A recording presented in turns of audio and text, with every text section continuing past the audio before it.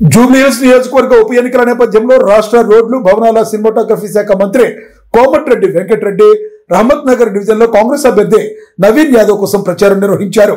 మంత్రి వెంకటరెడ్డి ప్రజలకు హస్తం గుర్తుపై ఓటు వేయాలని, జూబ్లీహిల్స్ అభ్యర్థికి మద్దతుగా నిలవమని విజ్ఞప్తి చేశారు.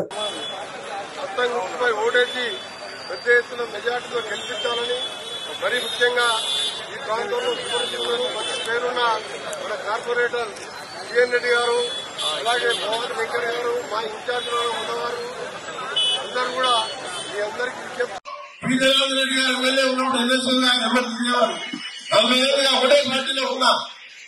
నేను పిలుస్తుంటే నన్ను చూసి మా నాయన ఎమ్మెల్యే గారు ఎవరు కాదు నన్ను పిలిచి టికెట్ ఇస్తే ఎన్ఎస్ఎల్ యూత్ కాంగ్రెస్ ఎమ్మెల్యే గారి వరుసగా 5 సార్లు ఎమ్మెల్యే గారు ఎంపీగా గెలిచిన పేద ప్రజల గురించి బాగా లేదు. ఇలా అందుకనే క్యాబినెట్ లో ఒకటే నేర్చుకున్నాం.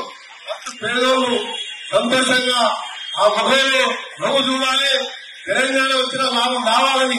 ఎన్నైతే ఎడలు పండుకున్నాం, వానప్పుడు వానకు పండుకున్నాం, చల్లంటే చల్లె పండుకున్నాం, కుశలంగా పండుకున్నాం.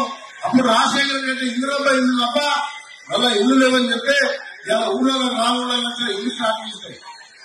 త్వరలోనే హైదరాబాద్ లో కూడా 70 జనవరిలో ఉన్న వారికి ఫస్ట్ మొదలుగా రేపటిలో గిరిజన మాటిస్తున్నా ప్రతి ఒక్కరు కూడా మీకు 5 లక్షల ఇల్లు ఇచ్చే బాధ్యత మీ కాబోయే ఎమ్మెల్యే